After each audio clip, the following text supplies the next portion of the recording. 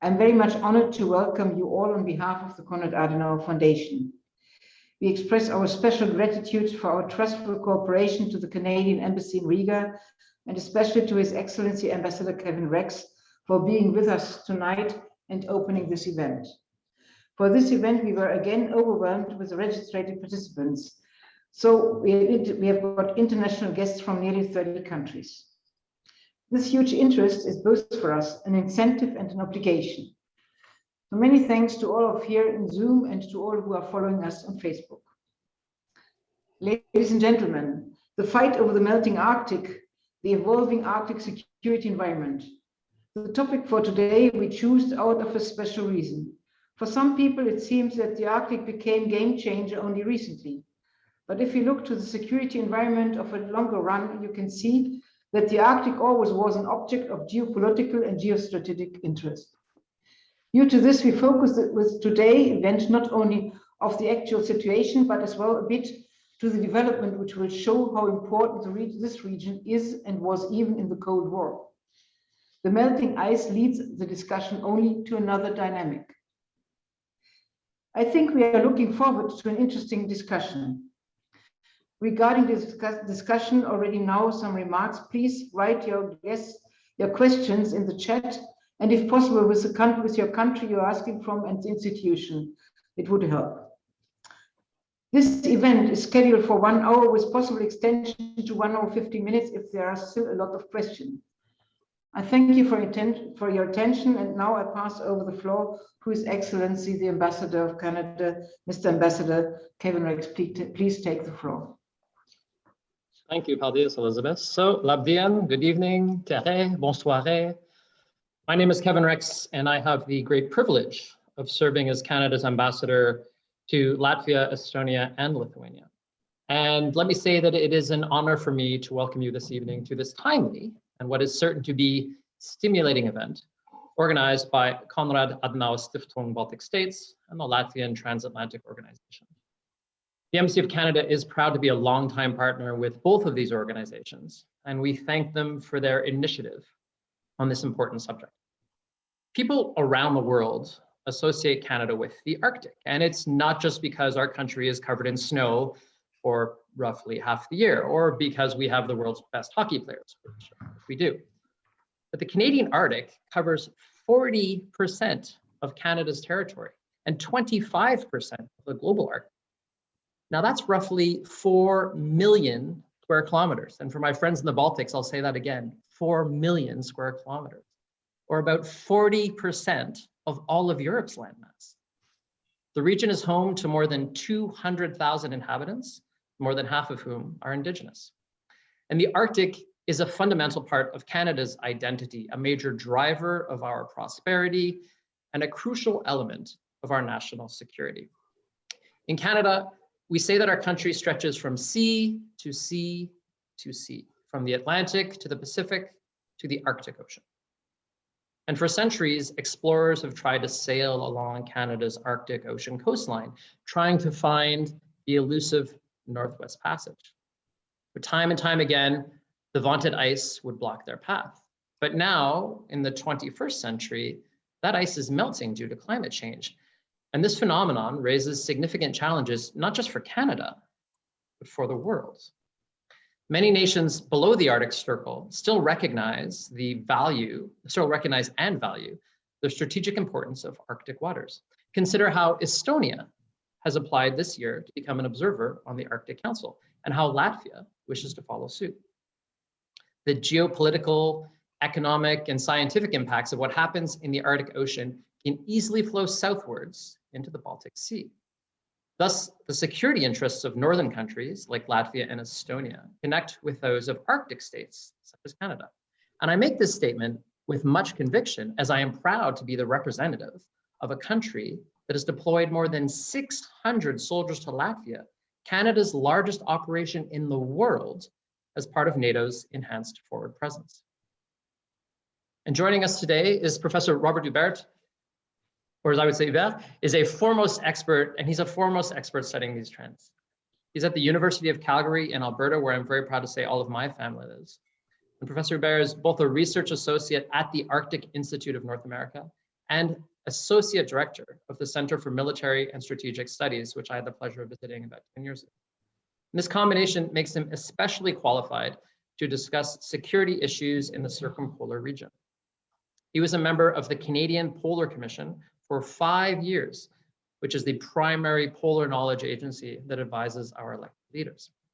He's published many texts and scholarly articles on these themes, and his most recent book, written together with Whitney Lackenbauer, is Canada and the Changing Arctic: Sovereignty, Security, and Stewardship. In fact, I read just today a Globe and Mail, Canada's largest national paper article, which was published on Russia's Arctic Ocean seabed claim, in which the professor features rather prominently. And so, ladies and gentlemen, it is my great privilege to call upon my fellow Canadian and esteemed academic to deliver his talk to you this evening. Professor Huebert, even though we cannot all be there in person to hear your words tonight, we do thank you for your willingness to join us, and we do look forward to your discussion. Over to you. Thank you very much, Kevin. I'd like to first of all begin this discussion by just saying my appreciation to both yourself and to Elisabeth for organizing this very important series of ongoing discussions. As you've mentioned, this is something I've looked at for a relatively long time, and it is something that, of course, is so central to so much of our lives. And the irony with the Arctic is that even though it has a centrality that ultimately shapes almost all of our aspects of international relations, it often goes out of sight just because of the distances, just because of many of the other challenges that we face just in terms of trying to approach it. So I really, really appreciate being given the opportunity to engage in this discussion. We're going to share my screen now at this point, and let's just see if it works fine. This is the point. Okay, do you, Elisabeth, are you seeing the screen? Yes, fine, everything fine. Outstanding. Okay, so just to situate it and to begin this discussion on the changing geopolitics and how we need to be understanding it with the Arctic, I would like to introduce, of course, this idea that the geopolitics, the great power politics that is so much in the media, so much in the new documentation that we are seeing coming out of almost all of the Arctic and would-be Arctic related states, is that somehow we are facing a new environment. We see this in the media, we see this in think tanks, we see this in government documentation, that somehow this new geopolitics has just arisen, or at least it has just come into fore approximately 2016, 2017. I would argue, and the major thesis that I want to present to everybody is, of course, that this new Arctic geopolitics is not so new. That in fact, that what we are talking about, even though we may call it new, but that we can call it and refer to the new Arctic Strategic Trilateral Environment, or NASTY, as I like to say for short. And in fact, we need to understand it in a much longer context, in a much deeper cause and effect than often is what is appearing in much of our discussions. Now, what are the factors that are leading to this thesis? That in fact, to understand the geopolitics of the Arctic, we actually have to go much further back into the history to things that may seem meaningless today, but in fact are very determinant in terms of where we're going into the future. And so these factors that are leading to the current militarization of the Arctic, and very few people will now deny that we are heading into a new remilitarization of the Arctic. I will argue that these are results of long-term variables that have been interacting with each other, and that they are structurally implanted within the overarching international system itself. In other words, it's not just simply a matter that, oh, things have gone a little bit bad in the last 2 years, let's strike a committee and somehow we'll be able to address it and change all the problems that have been said to be created. No. If we really examine in close detail what is happening, we will see, in fact, that these fundamental variables are much more complex, much more difficult. The other aspect that I think is very important, and I hope that the audience will at least come away with this, is that the current shape of the Arctic security environment is not something that is sort of static. And we can look at one set of variables. We can look at climate change. We can look at some event. We can look at the Russian intervention in Ukraine and say, there's the one issue that is occurring. But rather, what we need to understand when we talk about the Arctic security environment is that it is a series of action-reactions over the long term in terms of the great power actions. In other words, we need to focus at the most powerful states as they pertain in the Arctic, and we need to understand not only in terms of sort of what is today's headline, but we need to look in terms of the action-reaction over time. Because if we're being honest with ourselves, if we are actually looking in terms of why we are where we are today and where we're probably headed into the future, and once again, as a bit of a spoiler alert, it's not nice in my view, but the reason why we are headed this way is because of these long-term variables and the fact that we seem to have this inability of being able to recognize that so much of what's happening today is a direct result of what was happening in choices that we took both on the West and on the Russian side in terms of where we are today. And we need to understand that action-reaction dynamic because often it is the unintended consequences that have the greatest consequences in terms of Arctic security. And the third theme I want to leave you with is that the current variables, if we're once again looking deeper than the headlines, we will see that we are in fact headed to a very dangerous future, a future that at the foremost may be seeing us changing from an international system whose security is ultimately determined on the issue of nuclear deterrence into one that seems to be returning into some mix of nuclear deterrence and nuclear war fighting, and it centers around the Arctic. So what are the essence? How do I come to these conclusions in terms of my overall understandings of the geopolitics? Well, once again, if we start looking in terms of great power politics, the theme of the day, so to speak, we have to understand that when it comes to the Arctic, the issue of great power politics centers on the centrality of nuclear weapons and their delivery systems. This is the unspoken narrative that often gets overlooked, particularly during the period when everybody was saying that we were in such a cooperative mode in the Arctic environment. The nuclear requirements of the Americans, of the Russians, and increasingly of the Chinese are at the center of the security complex within the Arctic. And how the great powers then respond in terms of both their core security requirements and the development of these weapon systems basically is what is going to set the actual determination of the Arctic security environment. And so that the great power Arctic competition, with the arrival of nuclear weapons and with the arrival of the specific delivery systems that were designed, has ultimately meant that great power politics has never ended from 1947 onward. There have been blips. There have been periods where one of the great powers, of course, was exhausted. But the ultimate driving factors have never been resolved. And so therefore, we should not be surprised that we're seeing the type of behavior that we are now seeing. So what are these three variables that keep the Arctic at the centrality of our nuclear existence? And of course, it's first of all, the competing great power politics issue. Now, when great powers compete? Well, of course, they have to have competing interests and they have to see each other as an existential threat. In other words, it's not a situation, and we can see how this plays out. Look at France and Germany. For almost the entire history from the fall of the Roman Empire onward, the entities that make up France and Germany ultimately see themselves as existential threats. It's only until the end of the Second World War that this has fundamentally changed. And of course, that has changed the whole nature of the security complex in Europe. That's the first. Now, within the Arctic region, at what point, with the exception of the Gorbachev period, have we seen this actually diminish? And so the issue of the ongoing existential threat perception is one that has not been able to be addressed. And so therefore, that's the driving feature. The means in which it is then manifested is the weapon systems. In other words, what are the ultimate weapon systems of the great powers as they are facing each other? And once again, we return to the nuclear weapons with their delivery systems.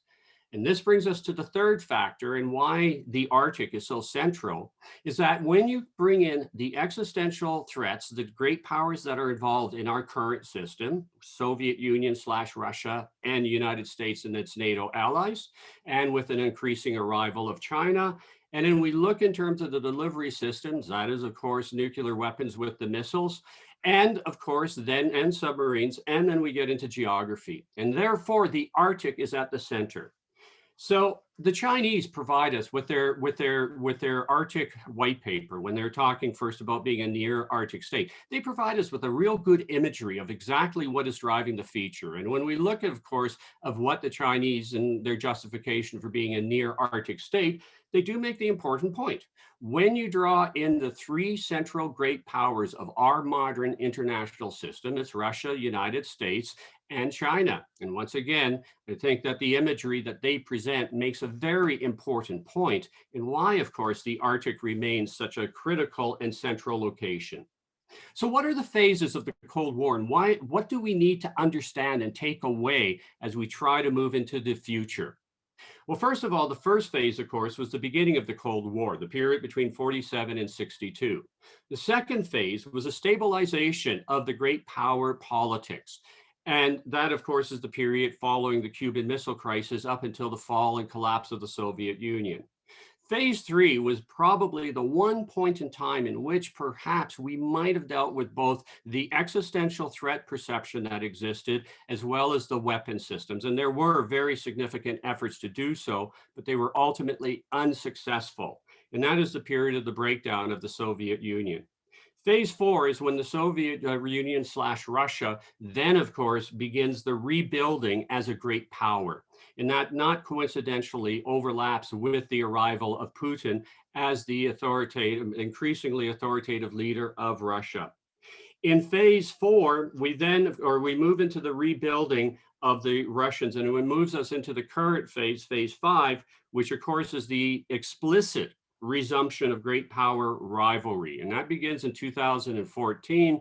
Some may suggest it perhaps even started at 2008 with the Russian-Georgia War.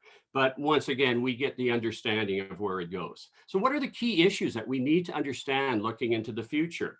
Well, we see the commencement of the Cold War, of course, in 47, and the Americans have their nuclear monopoly until 49.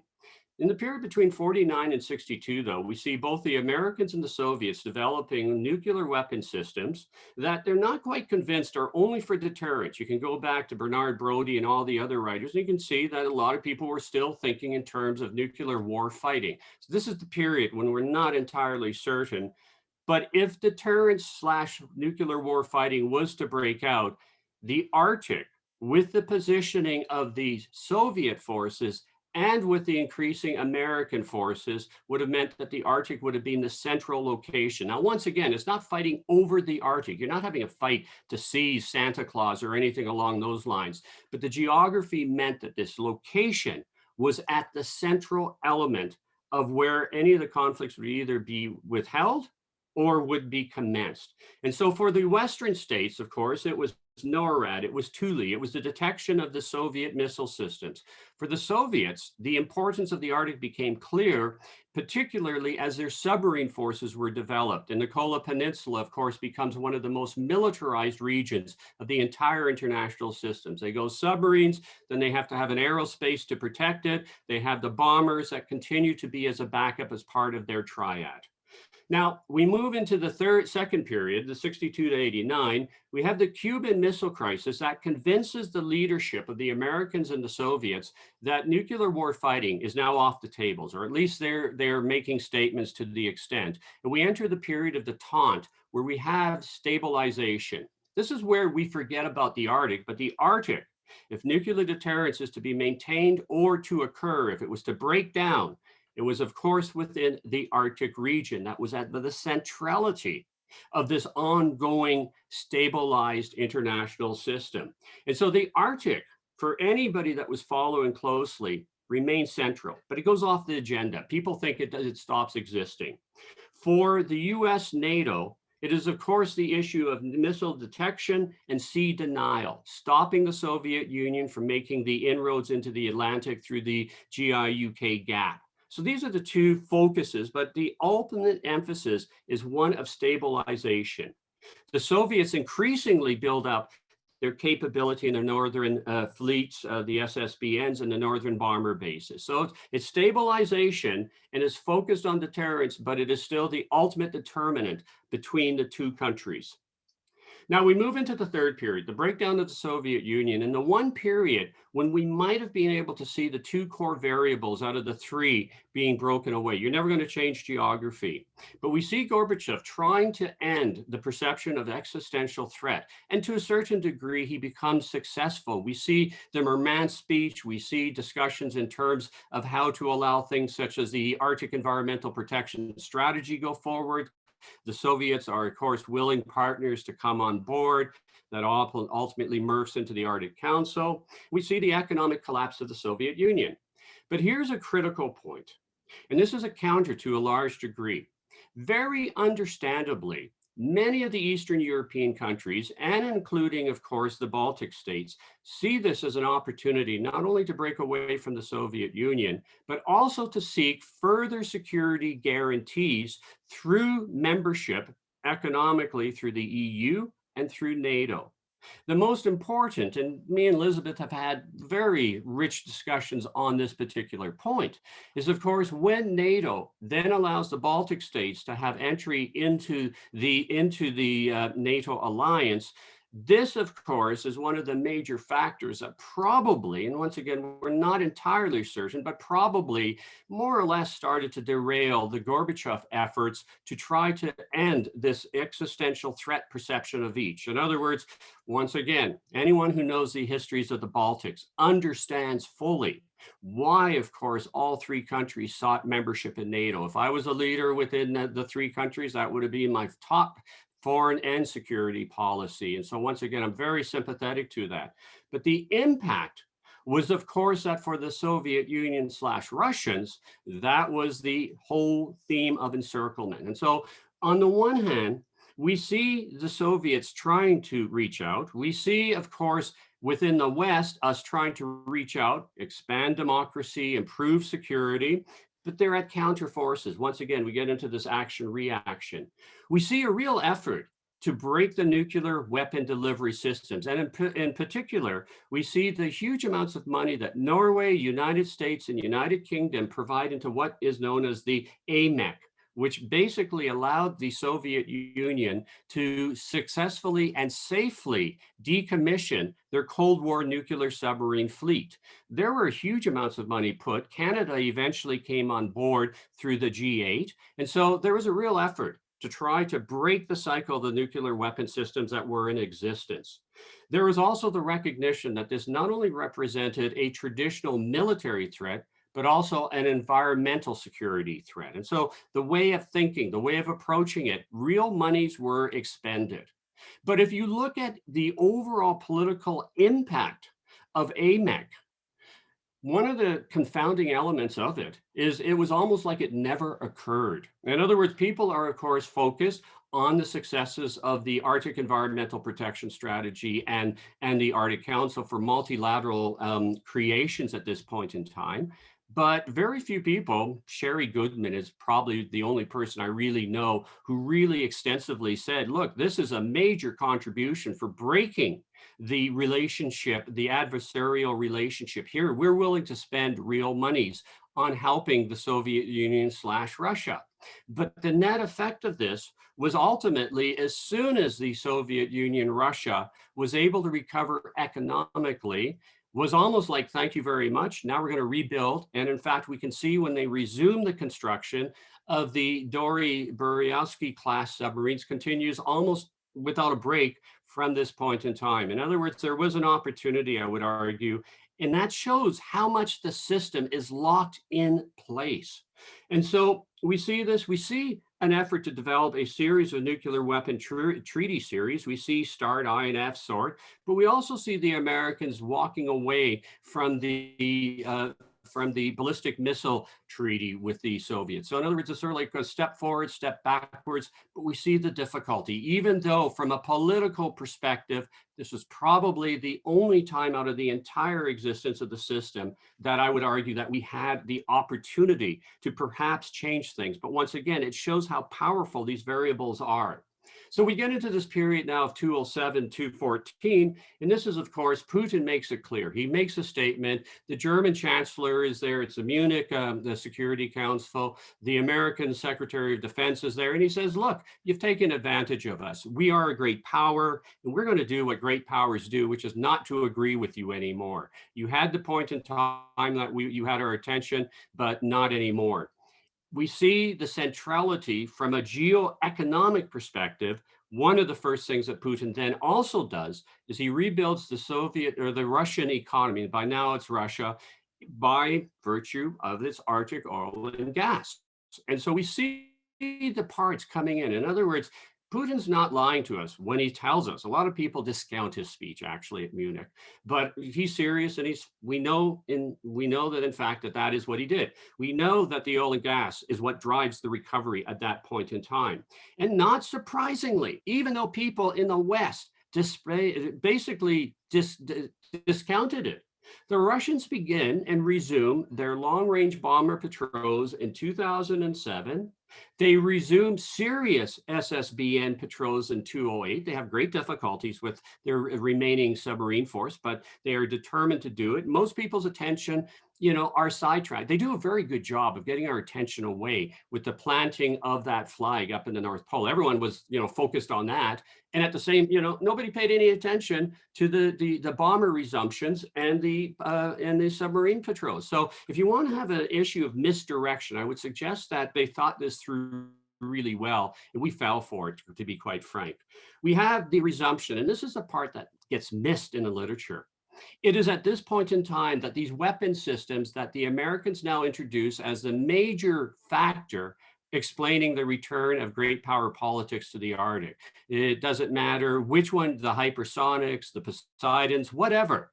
They all begin in this point in time. That's when that's when the Russians say we need to have these weapon systems that will allow us to meet the West's advantage. And not surprisingly, they are based in the Arctic. They are designed, and of course, and need to be in the Arctic location. So once again, for anybody that had a subscription to Jane's, you could see that the Russians were saying, yes, we will do it. They were discounted. Basically, people said, nah, they can't afford to do it. They're not serious, blah, blah, blah. Once again, missing the entire point of the importance of all of this to the Russians. And so that they have at that point, as they begin their submarine forces, as they become a great power, which means the resumption of nuclear deterrence, they have to build up the Kola Peninsula. As they build up the Kola Peninsula for their submarine forces, they have to have an aerospace protection for it. They then also have to protect their oil and gas assets, and that means the resumption of all the Cold War airfields. Now, it starts at that time. It doesn't start in 2018 that the media would have you believe. Now, we also see in 2008, they use force to stop any former Soviet republics from joining NATO. Now, of course, the Balkans have been allowed to join NATO subsequent to 2008, but there's never been any of the states, the Ukraine, Georgia, have not been able to join NATO. And once again, I would submit to you that this is clearly because these Russians at that point in time said, we will find some reason to instigate a conflict to basically show our seriousness. So this is another factor that comes into our overall considerations. Now, if you look at the Russian Arctic bases and you look at the history of when they start getting modernized, you can see, of course, they started in the western sections around the Kola Peninsula, and they slowly start then expanding for the protection of the oil and gas. And so once again, if we look at when they start doing it, it makes sense. It's not something that just suddenly the Russians wake up in 2018 and say, hey, we've got to rebuild all the bases that we had from the Cold War. Once again, it was the resumptions of their core strategic interests and, of course, the responses of what we are doing at the same time. Now, the American responses, and this is telling, because we pretend that the geopolitics stopped. the geopolitics never stopped for the Americans. The Americans were the hegemon in the Arctic region. They had basically emerged as the most powerful state, and they took the steps to ensure that that hegemonic control remained in place. So how did they do it? First of all, they allowed, of course, the creation of the AAPS and the Arctic Council and other multilateral bodies, but they were very careful at each point never to allow these bodies to deal with hard security. Why? People said, oh, that's just the Americans being Americans. But the reality is that they understood that they were the core hegemon of the region, and they were not going to share the decision-making and the responsibility that came. Now, once again, in Canada, we tended to just say, well, that's just the Americans, they can't quite, bring themselves to multilateralize security issues. No, it was about the maintenance of their hegemonic abilities.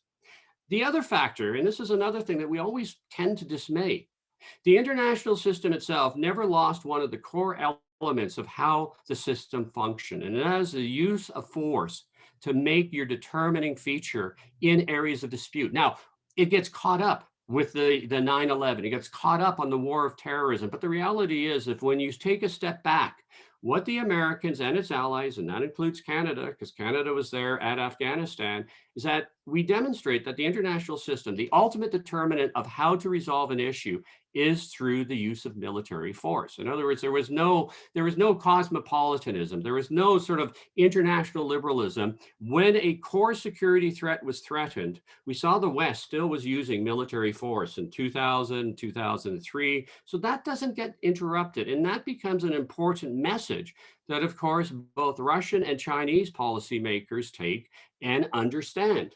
And also the Americans maintain their core military capabilities in the Arctic. The Virginia class are said to be not ice capable. You can find the testimony of the CNO in Congress saying, no, we'll save money. We don't have to be in the Arctic.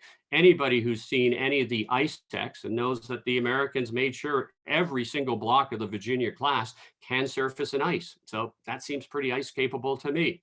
And so that we saw that what the Americans were telling us publicly was different than what they were doing for their weapon system delivery systems. The Fort Greely, once again, was that sort of a boondoggle in the very initial period? Was that Alaskan politicians doing what they do well, which is preserving their part of the budget? Or was it an understanding that the changing geopolitics, particularly with China, required a capable intermediate ABM capability? And once again, we say it's for North Korea, but I think that, the work of others such as Andrea Sharon and others have demonstrated the Americans were thinking big, even at the point that it went beyond being just simply a boondoggle. And Fort Almendorf always remained one of the core strategic airfields for the Americans through this entire period. Once again, people said, air sovereignty, what did the Americans mean by that? Well, the Americans, once again, as a hegemon, kept that capability throughout this entire period. Not, Arctic exceptionalism notwithstanding, nobody ever told the Americans about it. Now, we look at the Chinese, and this is the other feature that is the one that's a little bit more confounding. Once again, to understand the Chinese entry into the Arctic today, we need to understand long-term decisions that the Chinese have in fact seen their emergence as a great power. Now, first and foremost, we often tended to say the Cold War ended in 1988-89 when the Soviet Union basically gave up the Cold War. The reality is it did not end. The reality is that the Chinese saw what was happening in the Soviet Union, particularly in terms of the unrest and what that meant for the disintegration of Soviet power, saw rising type of resistance within China, characterized by what happened at Tiananmen Square, and took the exact opposite steps that the Russians did. They, of course, crushed down any dissent. We know this in terms of the casualties that were suffered by the Chinese. We still don't know what those figures are at Tiananmen Square and other associated revolutionary points. So they crush collectively, but they liberalize their economy. So in other words, they kind of go the opposite. They take the opposite route to the Russians to a very large degree, and they embrace the liberalization of the economy. And so that's why a lot of people said, okay, so the Cold War is totally over. Instead, what the Chinese said is, no, we are going to take the lessons. They also drew the lessons. And once again, this is something we in the West tend to ignore, of course, is the century of humiliation between 1839 to 1949. starting with the Opium War between the Chinese and the Brits. And so the Chinese make the decision at that point in time to become a great power. And anyone who disputes that can only look at their expenditures. As their economy grows, they move to become the second most powerful military in the entire international system. And it's clear that they take their lessons from history, but you got to go back to 1989 at least to be able to see that. They start developing a polar interest as early as 1984 when they start involving themselves in Antarctica, and they start developing the Arctic interest as far as we know in 1999 when the Zulong shows up the first time at Tuktoyaktuk and other associated ports off of Alaska and Canada. So we know that they are doing it and thinking it. So we enter into the current phase, this whole new geopolitics that we have. We see the Ukrainian crisis, the Syrian crisis, the cyber attacks, the attacks on elections. In other words, we start seeing that existential threat element coming forward as great powers use military force. We see the American strategic rethinking. And these are the three forces I would say that we really have to bear down on looking to the future. The Americans start rethinking their strategic doctrine. They also start rebuilding their strategic delivery systems. The Russians continue with the militarization of their Arctic because of geoeconomics and because of geopolitical purposes. And the Chinese, because of geoeconomic understandings, start moving to the Arctic. And so where does that take us? Well, the Americans, of course, anybody following American doctrine and weapon construction will see that there is a real clear indication that the Americans are revisiting nuclear warfighting capabilities. And once again, all of this centers around the Arctic. The deployment of low-yield missiles on their Ohio-class submarines is tactical nuclear warfighting. They say if they are facing a terrorist that has nuclear weapons or an enemy that has them in a bunker, they want to have that capability. Of course, a lot of people have raised the question, how did the Chinese and the Russians tell the difference if the Americans are firing one of their full yield nuclear missiles as opposed to their low yield? And so once again, we start seeing this action-reaction complexity occurring in ways that I don't think that we have thought through. They are about to spend hundreds of billions, if not trillions of dollars, rebuilding their new SLBMs, the Columbia class. They are putting in a new replacement for the Minutemen III, new bombers. But more importantly is the development of their nuclear tactical delivery systems. And so this is reintroducing something that Herman Kahn, of course, talked about, the unthinkable thinking of nuclear war fighting. And it's something, of course, when we look at the weapon structures, we see the centrality of the Arctic, and they continue with the protection of the homeland in Alaska. And we see a whole series of strategies, which interesting. The Americans say, okay, we've forgotten how to do Arctic things. Of course, the Americans were showing up at the Norwegian deployments from 2006. So in other words, it's interesting to read the American documentation when they've convinced themselves that they forgot about the Arctic, when in fact they were at the Arctic the whole time, at least from 2006 onward. And so we get this perceptual aspect that comes into this whole discussion. And so what do the Americans tell us? Well, now they have I'd say a re-recognition of Russia and increasingly of China as a threat, not a competitor. The terminology has changed, and that's quite clear of a reading of these documents. We also see that they are concerned about Russian development of new weapon systems, which of course the Russians are developing in response to the new American systems, which the Americans developed as a response to the new Soviet system. So once again, this action-reaction process of delivery systems that is so central to my argumentation, and the concern of Russian aggressive actions, which once again is just a continuation of what great powers do. And so what about the Russian side? Well, the Russians, of course, have this debate on escalate to de-escalate, which suggests to many observers that the Russians are also looking at the possibility of nuclear war fighting as opposed to war deterrence. And we can see that in the basic principles of their state policy. But more importantly, we see it in the development of their new delivery systems. And just to give you a few examples, the Avgard hypersonics, the Samart ICBM, Poseidon, and Kinzhal. What is important is to notice in the brackets, that's the date we think they started developing. In other words, once again, this concern that the Americans have in 2018 should have been back in the times that they were doing it, that this was publicly sourced information that they were doing this. And we get this interesting lag that is sort of like, okay, well, what does this tell us then that they are in fact deploying these? For the Chinese, the geoeconomics is clear. We see the extension of the Silk Road. They've taken their history lessons. They know what a hegemon needs to do. They look to the Brits, they look to the Americans, and they say, okay, how did they become hegemonic powers? Well, you build up the best military, but you have it supported by a worldwide system of maritime trade. Once again, I suspect the Chinese know the history of the Hudson Bay and the East India Company really well, because there's a lot of similarities to what they seem to be doing.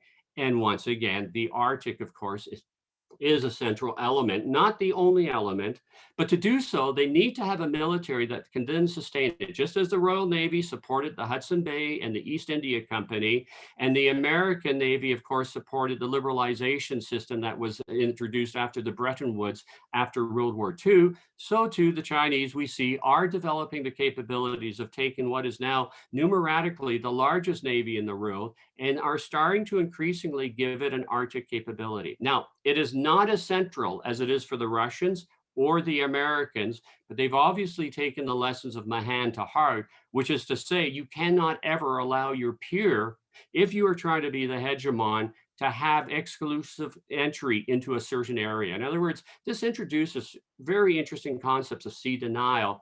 And I would argue that we really need to be watching closely what the Chinese are doing in terms of the modernization of their nuclear submarine force, and at what point, I say at what point, not if, their submarines appear in the Arctic.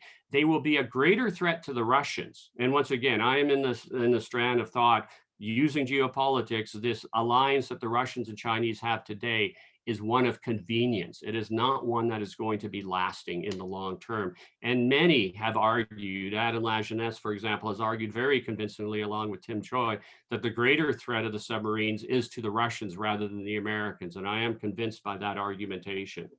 And so where does this take us? What can we say in conclusion? Well, at most, this talk about the Arctic as a new geopolitics is wrong.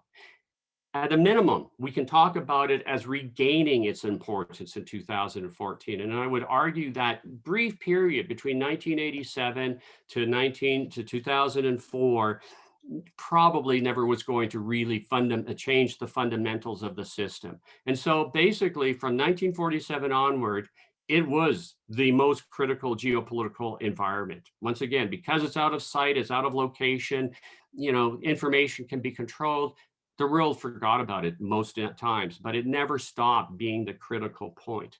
Now, where we go into the future is, of course, we need to understand this nexus between the US and Russian nuclear weapon policy and modernization. Where is that taking us as we move into an environment where, of course, these three entities see themselves as existential threats to each other? In other words, you strap away all the nice words. Yeah, sure, the Arctic, the Russians will have nice cooperation as their chair of the Arctic Council. Everybody does that, but it's peripheral to these core existential security requirements. And so that we may be distracted, we may turn around and say, okay, folks, see, things are getting back to normal, but unless we can address those three factors, somehow change the geography, somehow uninvent these weapon technologies, and then remove this existential threats that they see each other as a triad, then this factor will go forward. And so how do we understand it going into the future? Well, I would say three things. First of all, we need to keep the eye on the ball that this is a long-term process. And any effort to say, oh, okay, as a lot of the American document says now, this is where we start. We start 2018, move forward. No, we start 1947 at a minimum.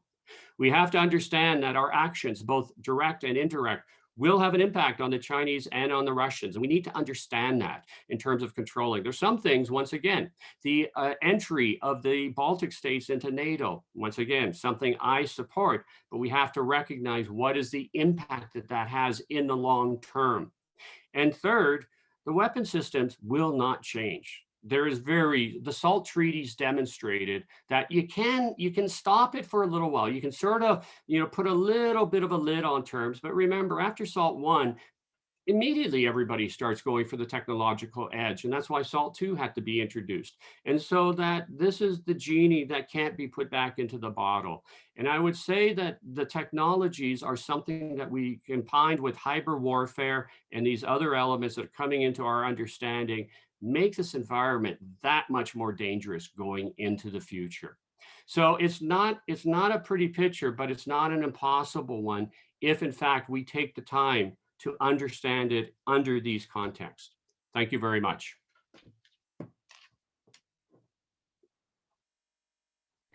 Thank you very much, Robert. And I can tell, I think you made quite clear that there's nothing to be seen as Arctic is only Arctic. It depends for a lot of other things around. Geopolitics is not finishing at the Arctic borders.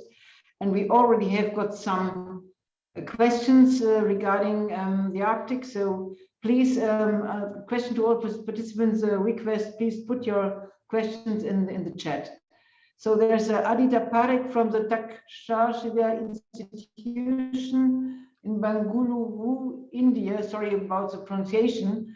And she'd like to ask if there is a possibility that Russia's edge in nuclear-powered heavy icebreakers be contained or matched. The first question. The second is the Nikolai Yevgenov, which is the sister ship to the Christoph de Marguerite, being damaged on its voyage despite leaving only a day later, a sign that in fact the NSR isn't thawing at the rate reports in the media led us to believe. These are the first questions.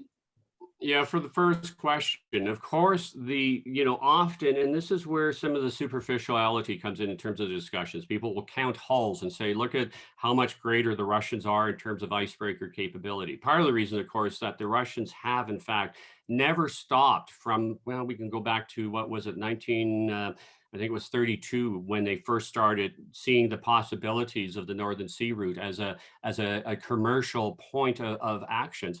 We also have to remember that it was the Soviets that actually utilized the Northern Sea route for clear strategic purposes when they escorted a German auxiliary raider, I think it was the Penguin, through the Northern Sea route before the Germans attacked the Soviet Union. So in other words, once again, we got to go see that the Soviets, Russians understand the economic and strategic importance. And so therefore, they've always been able to build a much greater icebreaking fleet. And it's something that I don't think that will ever catch up to, but it is clearly oriented towards their geo-economic control of the region, but also their geo-international. In other words, what the icebreakers allow them to do is they are able to establish themselves in controlling that region to a level that, say, Canada or the United States can't do in their respective Arctic zones. And so that's the advantage that they gain from that. And it's very difficult to see how we would ever catch up. As a platform where they're not going to be as important at the highest strategic level, except as means of escorting, as we see increasing participation of surface fleets in the Arctic region.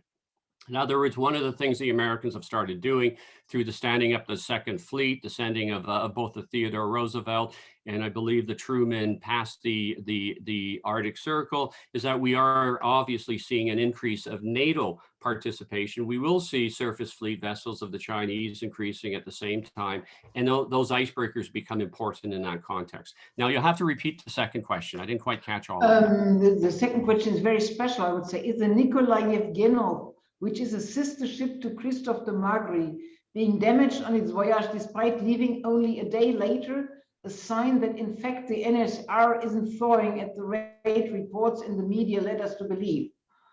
Yeah, that one, I'll be honest. I mean, it's something academics don't like to do, but I don't have an answer for that one. You know, I haven't got an answer in any case. Well, I've got some question regarding one from Lithuania, from the Member of Parliament.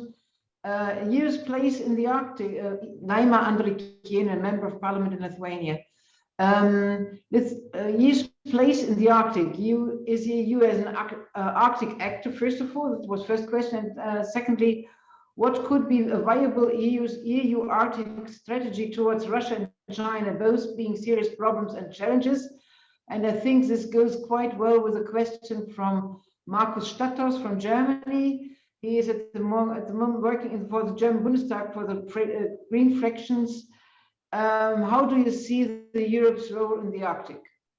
Yeah, well, the Europeans, of course, play a critically important role in the context of both the abilities to engage the Russians as much as possible from an economic context, because there's always the aspect that you can contain some of the existential threat elements that they see each other if in fact you're engaged. But I want to be very clear on that. That does not solve the problem. I mean, once again, one just has to remember that prior to World War II, the biggest economic trading link was between Germany and France. So that doesn't necessarily, if the threat is seen, mitigated, but it at least can soften some of the elements. The other part that is of critical importance is, of course, that the Europeans are able to be unified in terms of an overall approach to Russia and to China in regards to their North American allies. In other words, one of the greatest things that I suspect that the Chinese will be trying to do as we move forward, because it only makes sense, is to divide the Europeans from the North Americans as much as possible. Offer economic opportunities for one, slam down hard. And I mean, we see this in terms of how the Chinese are coming down so hard on Canada on what is a relatively, for the Chinese, not important issue. But I mean, they're doing a very good job of scapegoating Canada in this context. This cannot be allowed to actually divide the countries, so that when we are ultimately responding to the security developments that are coming, it has to be as a cooperative alliance. And of course, it also raises the important issue from an overall arching European perspective. Of course, what happens then for countries like Finland and Sweden as permanent participants to NATO and not memberships within NATO? And of course, the trend that we see now is greater and greater cooperation from military planning and all of the aspects. In many ways, some could argue that they already are pseudo members, but once again, does that give them an Article 5? But it's that coordinated effort to ensure that these opportunities that will be presented to individual countries are not able to divide. And we see this with Greenland, we see this in other locations. And that's going to be hard to do, to keep the eye on the long-term plan that is occurring. Within the Russians, I would say that what we are doing right now, in other words, the NATO positioning of forces in the Baltic States is a very critical element, but we can't get bored. In other words, one of the problems we face in the West is we say, well, if we can stand down a problem long enough, the problem has disappeared. And that, of course, is the wrong approach to be taken. This requires a certain degree of sustainability. And so that has to be sustained. And any effort to divide it or to diminish it has to be resisted. And that has to come from the Europeans. In other words, the North Americans coming over is fine, but the Europeans have to be wanting it and understanding why they want it. And that's probably one of the greatest difficulties, because when we look at the EU, they would much rather deal with issues of environmental security than traditional security. I mean, they're doing an excellent job of a series of reports and discussions on how to respond to climate change. But we're going to have to see a similar type of effort of how to respond to traditional geopolitical threats at the same time. And I mean, for many, that is the really difficult issue. How do you do both at the same time? And that's something that I think very few countries have actually figured out how to do. Yeah. Thank you very much. I've got a question from intern from the Embassy of Finland in Riga, Jenna Rihanen. And she's asking, how do you see the development of the cooperation among the Arctic states actors that has been the core idea of the Arctic Council? How much tightening atmosphere it can take? And secondly, does Arctic Council have any actual power?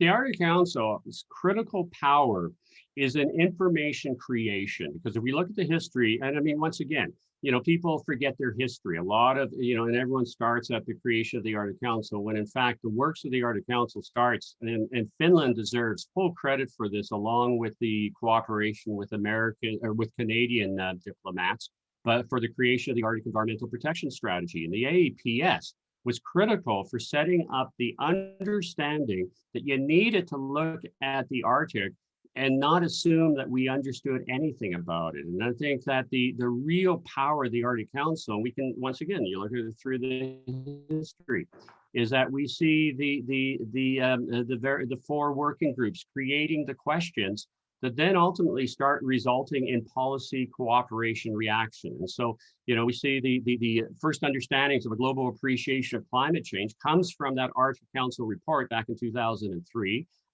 headed by Bob Corral. And so it's created and shaped the narrative. That's the power. I would say the problem that occurs sometimes is that overlap, basically pushed off the agenda any recognition that, as well as we were recognizing environmental security issues, that then pushed off the understanding or willingness to discuss military security issues. And so AMEC just disappears off the face of the earth. Nobody seems to be able to say, okay, maybe we should bring that in. Part of that is because the American refusal to allow hard security, but also when they start moving towards hard security through the heads of military staff of the Arctic countries when they were meeting.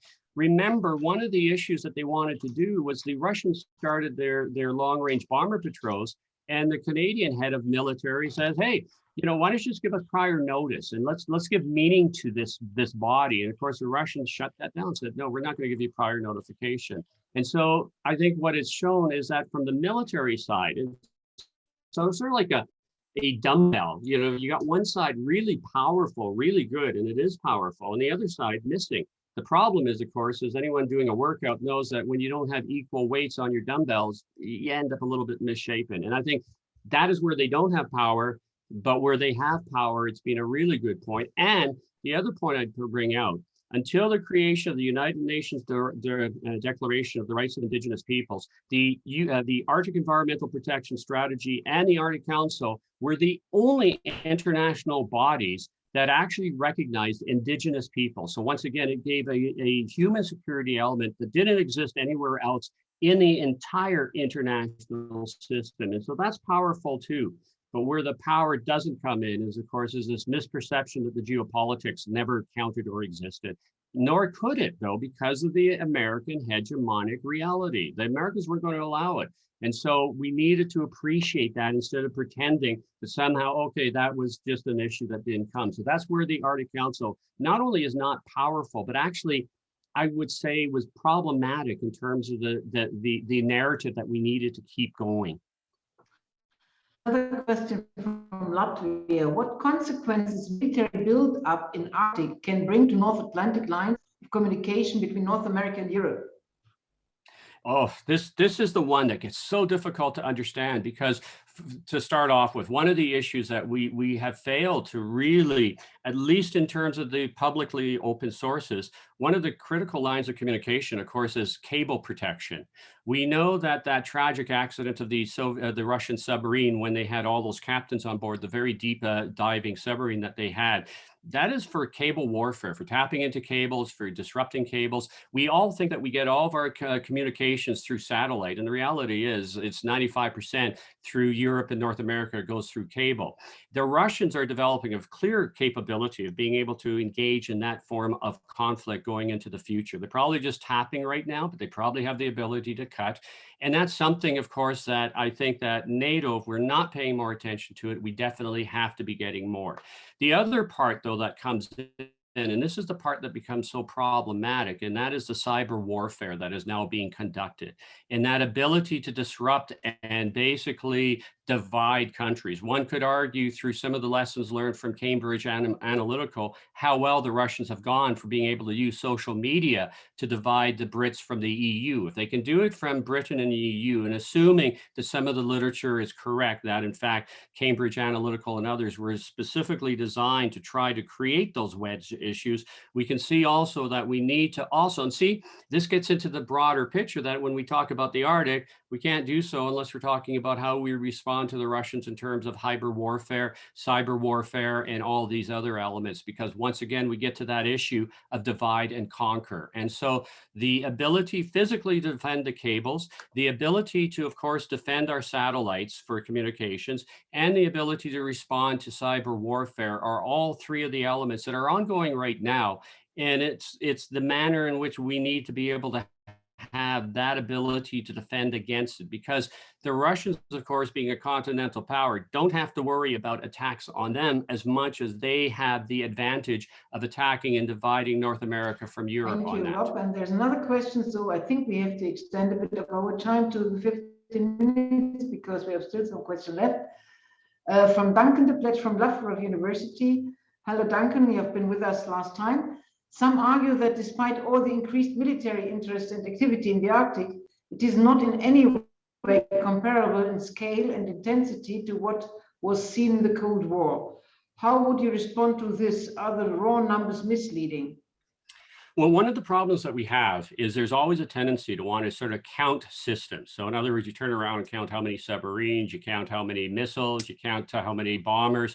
The problem is that in the period from the Cold War, we've seen a clear, drastic improvements in precision strike capability. So in other words, you don't need to have the same numbers. And so that sort of saying, okay, well, there's not anywhere near the number of equipment.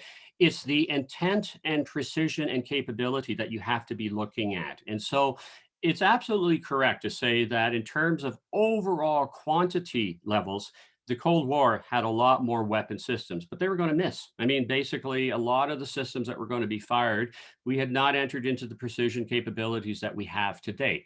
Now you don't have to worry about having fleets of bombers. You just have to worry about making sure that your cruise missiles that you do deploy are as accurate as they can be. And so it becomes problematic in terms of being able to actually say, well, there's more. I think the critical point that you need to be looking at today is what are the new developments that are being introduced? Why are they being introduced? How successfully have they been introduced? And then what does that mean in terms of the kinetic operations that these weapons then can do? And so basically instead of counting hulls, you need to be asking the question, well, what does an underwater autonomous vehicle give you in kill capabilities of the other side? What does a hypersonic, either conventionally armed or nuclear armed with a tactical weapon, what does that allow you to do in terms of thinking through of, say, some form of a strike limited response, anything along those contexts? And I think if you start looking at the development side of these weapon systems as an integrated system, you can start seeing that even if the numbers aren't the same as what they were in the Cold War, the processes of development are probably starting to equate what we saw. Now, the problem that we face in all of this is I would argue that in the long term, the Chinese will be a much more active player in all these systems. I suspect they will be giving an under ice capability to both their Type 94s and 96s. And the next fleet of their modernization of their submarine forces, they're at the hallmark of hypersonics. And so that's the problem is, of course, then we start saying, well, it's not in the Cold War. At least we could say there's a whole lot. And it's sort of, on sort of a bilateral relationship. Now we're entering into this trilateral where it's not as important for the Chinese, but it will still be important for them to be there. And so this unknown aspect makes any comparison very difficult in terms of actual saying, well, it was worse in the Cold War than what it is now. Thank you. The next question is from Sandra Maria Rodriguez Balao from Portugal. How do you see what will you see will happen to the geopolitical role of the Atlantic Ocean within the tridaic nexus in terms of nuclear weapons policy and modernization you referred, namely concerning the transatlantic relationship? Yeah, well, first of all, the first immediate response is, of course, as we are seeing clearly through the new NATO exercises, is that they are realizing that the reports of the GIUK gap being dead, were premature. And so the first step, of course, is once again relearning all those very difficult skills about how to control the entry levels. Now, what's going to happen, and we haven't quite seen this discussion yet, is NATO is also going to have to figure out how then it expands in terms of not only containing the GIUK gap, it is also going to have to go to the Bering Sea. Because, of course, if you're talking about entry into the Arctic from and through as a point for submarine activity, Russian or Chinese, you need to cut off both entry points, not just the GIUK, but they're also going to figure out how to do the Bering, which the Americans may just sort of retain that for themselves, the way that NORAD sort of protected the North American aerospace in conjunction to NATO. And I suspect that that's probably where we're going to be seeing. The second stage, of course, is trying to figure out how the Russians are in fact thinking about the update, their escalate to de-escalate strategy. In other words, what I don't think that we have fully thought through yet is the manner by which, is that truly purely a defensive strategy as the public affairs people from Russia say it is? In other words, just you have to put a fear of threat into anyone's mind to do anything against us. Or is it in fact the ability to seize quickly? Once again, the Crimean strategy. You go in, you seize limited. Once again, one can say that they've read their von Clausewitz very well. So you go in for limited capabilities. And so I think that the medium-term response of the NATO navies is how do we ensure that the Russians don't have the opportunity, that they are able to be deterred from ever thinking that they can have a redeployment of the Crimean stratum, which is basically this fast grab, and then you try to stabilize. And so that means you've got to stop them right at the forefront. You've got to be ready. You've got to be able to meet the cyber war, and you've got to be able to stop it in our context. The longer term is as we see this movement towards greater reliance on weapon systems that seem to be geared, it doesn't matter if you're talking F-35s or MiG-31s, this whole trend that we are now seeing for the ability of these aircraft to carry tactical nuclear weapons. And so I'll be honest, I mean, this is something I'm wrestling with in terms of what's the long-term answer to the fact we already have the MiGs and the F-35s that have this capability. We already have the weapon systems that are in place.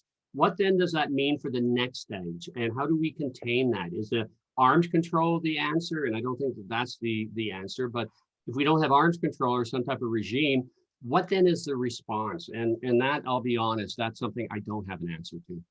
Thank you. And as our colleagues from our Nordic countries project with us today, who are normally in charge for the Arctic, one of my colleagues, Mikko van Bremen, is asking the question, what are your expectations on the Russian chairmanship of the Arctic Council starting in May? Will Russia keep its national Arctic policy with military rebuild separated of its agenda as chair, or will Russia try to implement security matter in the Arctic Council?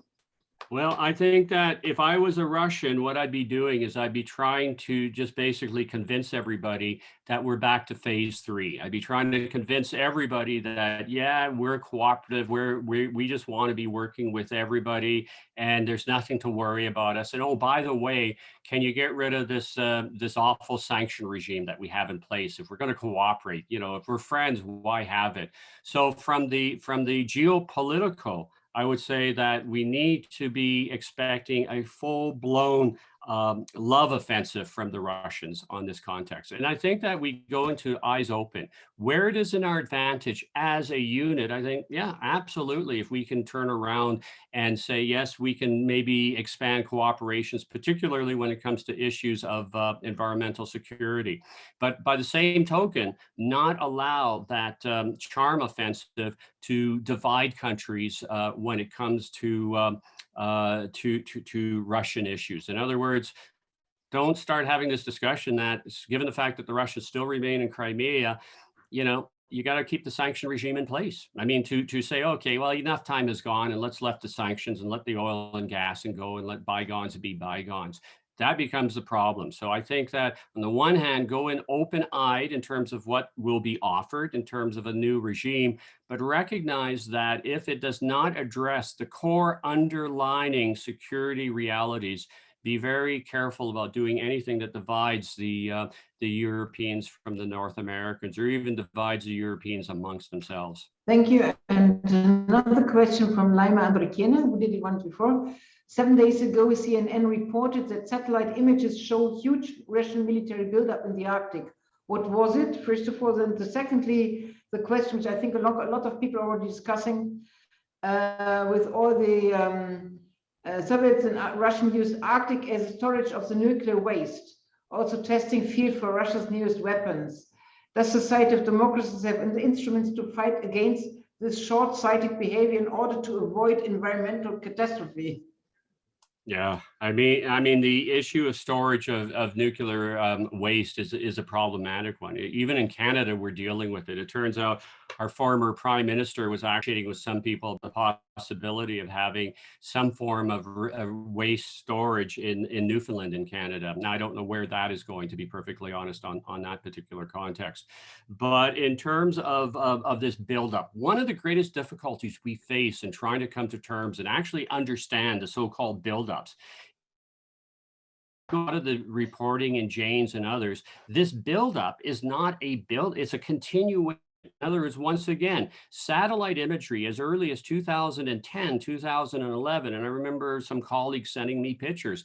It's beginning at that point in time. In other words, CNN, in typical sort of media fashion, all of a sudden discovers the issue and there's huge buildup. Well, anybody who deals with the Arctic knows nothing occurs in the Arctic overnight. Nothing occurs anywhere speedy per se. And so these allegations of a huge buildup. Now, there's another factor too, is how much of this information as it is released is actually released because people discover it, or is it being released for a purpose? For example, all of us saw the reports last week or 2 weeks ago about the 3 Russian submarines surfacing together in the Arctic, and that picture was made available. People said, oh, look, the Russians have new behavior. You could have had a picture of them doing it back in 2008 when they started doing it again with their Delta 3s. In other words, the reality is that the pictures influence our understanding in outside of fields. Now, within those who have security clearance, do they think the big picture? That's the other side of the coin. And so when we talk about sort of this release of this military buildup, we have to ask the question, where's that information coming from? I mean, the Americans orchestrated it beautifully with the release of the pictures of their submarines in the Arctic from the point in time when they realized that the ice exercises that were nominally for science, where they would send one of their nuclear power or 2 of their nuclear power subs, sometimes with a British sub, and do science. But let's face it, what they were really doing was they were signaling, once again, as hegemons will, they were signaling to everyone, look, our submarines can still get in here, they can still crack the ice, because they made sure that they were using, of course, they were using their really ice capable, their Seawolf subs. Everybody knows how good those are, but they made sure that their Virginia class, as soon as they were available, surfaced. Well, the Russians are doing the same thing. And so this information, maybe it was a satellite imagery from the West that released it, but it's only because we weren't looking before. It wasn't that it wasn't happening. And so we have to keep that into mind. What it does tell us, of course, is now that we are focused, but we also have to be careful of these mind games that we will be playing with each other. ICEX represents what we did to the Russians. The release of those 3 submarines surfacing had to be from the Russians making the decision that that was an important signal to be saying, but it was a signal they could have been sending in 2008 instead of telling us to look at a stupid titanium flag at the bottom, which they did very well. Thank you. I think one last question we can take in. It is the last one, which is not, which I didn't take up to now. What's your opinion on the new CLCS claims? Oh, the continental shelf. Yeah, well, people can go read my detailed thoughts in the Globe or in the CBC story that Kevin made reference to. I mean, once again, I remember a lot of people talking. There's a lot of debate in Canada because initially there was thought that Canada back in 2013, when we were putting our claim together, that we're going to stop at the North Pole. And of course, the question was, well, why do we stop at the North Pole? Did the signs stop there? And the response seems to be in a Globe and Mail story back in, I think it was November 2013, was that, no, it was just to be cooperative. Let's just stop there, which gave a whole bunch of territory to the Russians and Danes. I think when the Danes then ultimately, when Canada decided to go and actually follow where the science went, which took us over the North Pole, we saw the Danes then went up to the Russians' EEZ. And so now the Russians have gone not only to the Danish EEZ, they've gone to our EEZ. And I think that this whole, and I think it's a little, I'll be honest, I think it's naive to think that somehow the geopolitics will remain outside of the workings of the commission. And I mean, let's face it, anybody who's followed the Commission for the Outer Limits of the continental shelf know that about, what was it? It was a few years after the initial Russian claim, we started seeing the commissioners, I won't say playing political games, but they were real clear, quid pro quo. So you can't say that it's just a scientific body. I mean, it is what it is. And I mean, I'm not surprised by the fact that the Russians have gone to the maximum to the Canadian and Canadian and Danish EEZ. But it's telling that they did not go to the American EEZ. And so once again, divide. You know, what a beautiful tactic. You know, we'll make the extreme position, take it right over to the Canadian and Danish side, but we won't take the Americans, even though we know the Americans aren't negotiating because they're not members to the conference or the convention yet, or if they ever will be. But anyway, what a beautiful divide strategy. So when the negotiations begin, you know, are the Americans really going to get all that hot and bothered about helping Canada or Denmark on this one? Man, oh man, you know, it is a brilliant strategy, to be quite frank. Thank you very much. The time is over by now, and I nearly finished by now, 1:15 hours. So thanks a lot. I think we could have discussed it with some of the persons. I do know that some would really have a real discussion with you. So we have to follow up sometime, somehow. Thank you again for being with us. Thank you to all the participants for being with us. And if you're interested in the Arctic topics, please have a look as well to our colleagues from the Nordic office, because they are looking much more after the topic than we are doing, because we are in the Baltic States. But please have a look to our colleagues in Stockholm. They are doing some quite a bit more on these topics. Thank you to all of you, and see you next time when we are being online. Thanks, Robert, again, and we will meet again somehow. Thanks a lot. Bye-bye. My pleasure. Thanks, Rob. Thanks, Elisabeth.